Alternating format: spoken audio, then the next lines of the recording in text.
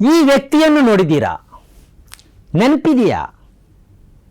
ಇವರು ಮತ್ತಾರು ಅಲ್ಲ, 34 ವರ್ಷಗಳ ಕಾಲ ಭಾರತೀಯ ಟಿವಿ ಮಾಧ್ಯಮವನ್ನು ಆಳಿದ, ನಿಜ ಜರ್ನಲಿಸಂ ಏನು ಅನ್ನೋದನ್ನು ದೇಶಕ್ಕೆ ಪರಿಚಯಿಸಿದ ಮತ್ತು 10 ಹಲವು ಖ್ಯಾತ ಜರ್ನಲಿಸ್ಟ್ಗಳನ್ನು ದೇಶಕ್ಕೆ ಕೊಡುಗೆಯಾಗಿ ನೀಡಿದ ವ್ಯಕ್ತಿ. ಅವರೇ ಡಾಕ್ಟರ್ ಪ್ರಣವ್ ರಾಯ್. ಆದರೆ ಈಗ ಇವರೇನು ಮಾಡ್ತಾ ಇದ್ದಾರೆ ಎಂಬ ಪ್ರಶ್ನೆ ನಿಮ್ಮಲ್ಲಿ ಇರಬಹುದು. 76 ವರ್ಷದ ಈ ಪ್ರಣಬ್ ರಾಯ್ ಇದೀಗ ಪಶ್ಚಿಮ ಬಂಗಾಳದಲ್ಲಿದ್ದಾರೆ. ಒಂದು ಮೈಕು ಮತ್ತು ಒಂದು ಮೊಬೈಲ್ ಹಿಡಿದು ಜನರ ಅಭಿಪ್ರಾಯವನ್ನು ಸಂಗ್ರಹಿಸ್ತಾ ಇದ್ದಾರೆ. 2022ರಲ್ಲಿ NDTVಯನ್ನು ಅದಾನಿ ಕಸಿದುಕೊಂಡರು. ಆ ಬಳಿಕ ಇವರು ಡಿಕೋಡರ್ ಎಂಬ ಡಿಜಿಟಲ್ ಮಾಧ್ಯಮ ಪ್ರಾರಂಭಿಸಿದರು. ಹಾಗಂತ ಅವರಿಗೆ ಸುಮ್ಮನಿರಬಹುದಿತ್ತು. ಈ 76 ವರ್ಷ ಪ್ರಾಯದಲ್ಲಿ ಬೀದಿಗಿಳಿದು ಜನರೊಂದಿಗೆ ಮಾತಾಡಿ ಅಭಿಪ್ರಾಯ ಸಂಗ್ರಹಿಸುವ ಸಾಹಸ ಮಾಡದೇ ಇರಬಹುದಿತ್ತು. ಆದರೆ ನಿಜ ಜರ್ನಲಿಸಂ ಅನ್ನು ಈ ದೇಶಕ್ಕೆ ಪರಿಚಯಿಸಿದ ಈ ವ್ಯಕ್ತಿ ಅದಾನಿಯಿಂದಾಗಿ ಹತಾಶಗೊಂಡು ಮನೆಯಲ್ಲಿ ಉಳಿಯಲಿಲ್ಲ. ಈ ಹಿರಿಪ್ರಾಯದಲ್ಲೂ ಅವರು ತನ್ನ ಜರ್ನಲಿಸಂ ಅನ್ನು ಹೊರಗೆ ಹಚ್ಚುತ್ತಾ ಇದ್ದಾರೆ.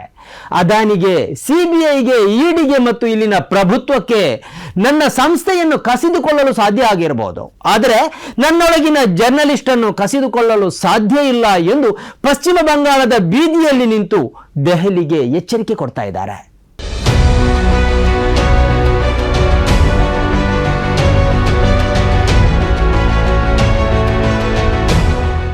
ವೀಕ್ಷಕರೇ, ಇದು ಎಡಿಟರ್ ಸ್ಪೀಕ್.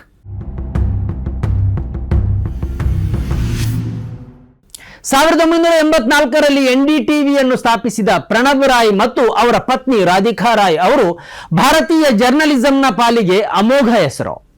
ಪ್ರಭುತ್ವವನ್ನು ಪ್ರಶ್ನಿಸುವುದೇ ಮತ್ತು ಮುಖ ಮೂತಿ ನೋಡದೆ ವಿಮರ್ಶೆ ನಡೆಸುವುದೇ ಜರ್ನಲಿಸಂ ಎಂಬುದನ್ನು ಈ ದೇಶಕ್ಕೆ ಖಡಾಖಂಡಿತವಾಗಿ ಕಲಿಸಿಕೊಟ್ಟವರೇ ಈ ಪ್ರಣಬ್ ರಾಯ್. ಇವರು ಈ ದೇಶಕ್ಕೆ ಅನೇಕ ಪ್ರಖರ ಜರ್ನಲಿಸ್ಟ್ಗಳನ್ನು ಪರಿಚಯಿಸಿದ್ದಾರೆ. ಅವರಲ್ಲಿ ಬರ್ಖಾದತ್ ಒಬ್ಬರು, ರಾಜದೀಪ್ ಸರ್ದೇಸಾಯಿ ಕೂಡ ಇನ್ನೊಬ್ಬರು, ರವೀಶ್ ಕುಮಾರ್, ಶ್ರೀನಿವಾಸನ್ ಜೈನ್, ನಿಧಿ ರಾಜದಾನ್, ವಿಷ್ಣು ಸೋಮ್, ಸೋನಿಯಾ ಸಿಂಗ್, ವಿನೋದ್ ದುವಾ ಮುಂತಾದ ಖ್ಯಾತ ಆಂಕರ್ಗಳು ಇವರ ಗರಡಿಯಲ್ಲಿ ಪಳಗಿದ್ರು. ಮನಮೋಹನ್ ಸಿಂಗ್ ಸರ್ಕಾರ ಅಧಿಕಾರದಲ್ಲಿದ್ದಾಗ ಅದರ ಸರಿತಪ್ಪುಗಳನ್ನು ವಿಮರ್ಶೆಗೆ ಒಡ್ಡಿದ NDTV ಆ ಬಳಿಕ 2014ರಲ್ಲಿ ಮೋದಿ ಸರ್ಕಾರ ಅಸ್ತಿತ್ವಕ್ಕೆ ಬಂದ ಬಳಿಕ ಅದೇ ರೀತಿಯಲ್ಲಿ ಮೋದಿ ಸರ್ಕಾರವನ್ನು ವಿಮರ್ಶಿಸಲು ಪ್ರಾರಂಭಿಸಿದ್ರು. ಆದರೆ ಮೋದಿ ಸರ್ಕಾರ ಮನಮೋಹನ್ ಸಿಂಗ್ ಸರ್ಕಾರ ಆಗಿರಲಿಲ್ಲ. 2017 ಜೂನ್ ತಿಂಗಳಲ್ಲಿ CBI ಅಧಿಕಾರಿಗಳು ಪ್ರಣಬ್ ರಾಯ್ ಮತ್ತು ಅವರ ಪತ್ನಿ ರಾಧಿಕಾ ರಾಯ್ ಅವರ ನಿವಾಸಗಳ ಮೇಲೆ ದಾಳಿ ನಡೆಸಿದರು. ICICI ಬ್ಯಾಂಕ್ನಿಂದ ಇವರು ಸುಮಾರು 500 ಕೋಟಿ ರೂಪಾಯಿ ಸಾಲ ಪಡೆದಿದ್ದು ಬ್ಯಾಂಕಿಗೆ ಮೋಸ ಮಾಡಿದ್ದಾರೆ ಎಂಬ ಆರೋಪವನ್ನು CBI ಇವರ ಮೇಲೆ ಹೊರಿಸಿತು. ಆಗ BBC ಮತ್ತು ನ್ಯೂಯಾರ್ಕ್ ಟೈಮ್ಸ್ ಪತ್ರಿಕೆಗಳು ಈ ದಾಳಿಯನ್ನು ಪ್ರಬಲವಾಗಿ ವಿರೋಧಿಸಿದವು. ಮೋದಿ ಸರ್ಕಾರವನ್ನು ವಿಮರ್ಶೆಗೆ ಒಡ್ಡಿದ ಕಾರಣದಿಂದಲೇ ಈ ದಾಳಿ ನಡೆದಿದೆ ಎಂದು ಅವು ವರದಿ ಮಾಡಿದವು. 2017ರಲ್ಲಿ ಜುಲೈಯಲ್ಲಿ ED ಮತ್ತೆ ಇವರ ಮೇಲೆ ದಾಳಿ ನಡೆಸಿತು. ಹಣಕಾಸು ಅವ್ಯವಹಾರದ ನೆಪದಲ್ಲಿ ಈ ದಾಳಿ ನಡೆಯಿತು. ಈ ದಾಳಿಯ ಹಿಂದೆ ನಿಜ ಕಾರಣ ಇದು ಆಗಿರಲೇ ಇಲ್ಲ. ಅದಾನಿಗೆ ಈ ಸಂಸ್ಥೆಯನ್ನು ವಹಿಸಿಕೊಡುವ ಉದ್ದೇಶದಿಂದಲೇ ಈ ದಾಳಿ ನಡೆಸಲಾಗಿತ್ತು.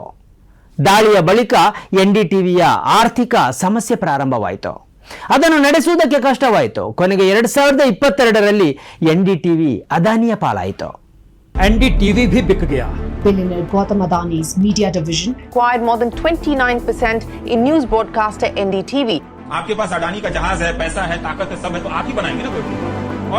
ಆದರೆ 2024 ಅಕ್ಟೋಬರ್ 1ರಂದು CBI ತನಿಖಾ ವರದಿಯನ್ನು ನ್ಯಾಯಾಲಯದ ಮುಂದೆ ಮಂಡಿಸಿತು. ಯಾವುದೇ ಅಕ್ರಮ ನಡೆದಿಲ್ಲ ಎಂದು ಅದು ವರದಿಯಲ್ಲಿ ಹೇಳಿತು. ಯಾವುದೇ ಕ್ರಿಮಿನಲ್ ತಪ್ಪುಗಳು ಸಂಸ್ಥೆಯಲ್ಲಿ ಕಂಡು ಬಂದಿಲ್ಲವಾದ್ದರಿಂದ ಈ ತನಿಖೆಯನ್ನು ಕೊನೆಗೊಳಿಸ್ತಾ ಇದ್ದೇವೆ ಎಂದು ಅದು ಹೇಳಿತು. ICICI ಬ್ಯಾಂಕ್ನ ಸಾಲ ವ್ಯವಹಾರದಲ್ಲಿ ಯಾವುದೇ ತಪ್ಪು ಕಂಡು ಬಂದಿಲ್ಲ ಎಂದು ವರದಿಯಲ್ಲಿ ಹೇಳಲಾಯಿತು.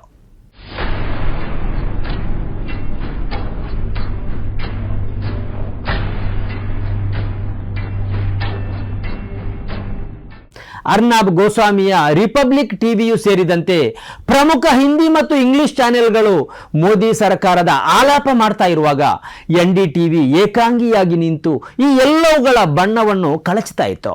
ಪ್ರಣಬ್ ರಾಯ್ ಅವರ ಅಧೀನದಲ್ಲಿ ರವೀಶ್ ಕುಮಾರ್, ಶ್ರೀನಿವಾಸನ್ ಜೈನ್, ನಿಧಿ ರಾಜದಾನ್, ವಿನೋದ್ ದುವಾ ಮುಂತಾದ ಘಟಾನುಘಟಿ ಪತ್ರಕರ್ತರು ಗೋಧಿ ಮೀಡಿಯಾಗಳ ಮುಖಕ್ಕೆ ಹೊಡೆಯುವಂತೆ ಸತ್ಯವನ್ನು ಹೇಳ್ತಾ ಇದ್ರು. ಜನರ ಪ್ರಶ್ನೆಗಳಿಗೆ ಧ್ವನಿಯಾಗ್ತಾ ಇದ್ರು. ಕೊನೆಗೆ ಅದಾನಿಯ ಮೂಲಕ ಈ NDTVಯ ಕತ್ತನ್ನು ಹಿಸುಕಲಾಯಿತು. ಅದಕ್ಕಿಂತ ಮೊದಲು CBI ಮತ್ತು EDಯನ್ನು ಕಳುಹಿಸಿ NDTVಯ ವಿಶ್ವಾಸಾರ್ಹತೆಯನ್ನು ಕುಸಿಯುವ ಮತ್ತು ಆರ್ಥಿಕವಾಗಿ ಸಂಕಷ್ಟಕ್ಕೆ ದೂಡುವ ಯೋಜಿತ ಪ್ರಯತ್ನ ನಡೆಯಿತು. ಕೊನೆಗೆ ಜರ್ನಲಿಸ್ಟ್ಗಳಲ್ಲಿ ಒಬ್ಬೊಬ್ಬರೇ ಟಿವಿಯನ್ನು ಬಿಟ್ಟು ಸ್ವಂತ ಡಿಜಿಟಲ್ ಚಾನೆಲ್ ಪ್ರಾರಂಭಿಸಿದ್ರು. ಅಂತಿಮವಾಗಿ ಪ್ರಣಬ್ ರಾಯ್ ಕೂಡ ಚಾನೆಲ್ನಿಂದ ಹೊರಬಂದ್ರು. ಅದಾನಿ ಸಂಪೂರ್ಣ NDTVಯನ್ನು ಪಡ್ಕೊಂಡ್ರು. ಆದರೆ ಪ್ರಣಬ್ ರಾಯ್ ಸೋತಿಲ್ಲ. ರವೀಶ್ ಕುಮಾರ್ ಅಂತ ಅವರದೇ ಶಿಷ್ಯರು ಡಿಜಿಟಲ್ ಮಾಧ್ಯಮದ ಮೂಲಕ ಇದೇ ಮೋದಿ ಪ್ರಭುತ್ವಕ್ಕೆ ಕಂಟಕವಾಗಿ ಮರಳಿದ್ದಾರೆ. ಈ ಪ್ರಣಬ್ ರಾಯ್ ಸೋಲೋದಿಲ್ಲ. 76ರ ಹರೆಯದಲ್ಲೂ ಧೂಳು ಮುಸುಕಿದ ಪಶ್ಚಿಮ ಬಂಗಾಳದಲ್ಲಿ ಜನರ ಬಳಿಗೆ ಹೋಗಿ ಮೈಕ್ ಹಿಡಿದು ಮೊಬೈಲ್ ಮೂಲಕ ಅಭಿಪ್ರಾಯ ಸಂಗ್ರಹಿಸ್ತಾ ಇದ್ದಾರೆ.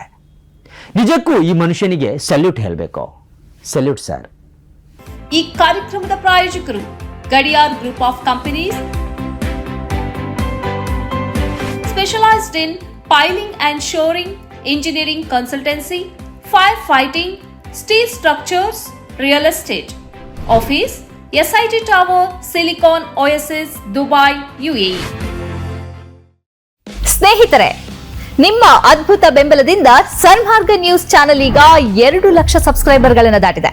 ಇದು ನಮ್ಮ ಯಶಸ್ಸಲ್ಲ, ಇದು ನಿಮ್ಮ ಯಶಸ್ಸು. ನಮ್ಮ ಮುಂದಿನ ಗುರಿ 4 ಲಕ್ಷ. ಇದು ಕಷ್ಟವಲ್ಲ. ನೀವು ಮಾಡಬೇಕಾದದ್ದು ಸಿಂಪಲ್. ನೀವು ಸನ್ಮಾರ್ಗ ನ್ಯೂಸ್ ಚಾನೆಲ್ ವಿಡಿಯೋವನ್ನ ನಿಮ್ಮ ಸ್ನೇಹಿತರಿಗೆ, ಕುಟುಂಬದವರೊಂದಿಗೆ ಹಂಚಿಕೊಳ್ಳಿ ಮತ್ತು ಅವರಲ್ಲೂ ಸಬ್ಸ್ಕ್ರೈಬ್ ಮಾಡಲು ಹೇಳಿ. ನೀವು ಶಕ್ತಿಯನ್ನು ಕೊಡಿ, ನಾವು ನಿಖರ ಸುದ್ದಿ ಕೊಡ್ತೇವೆ. ಧನ್ಯವಾದಗಳು.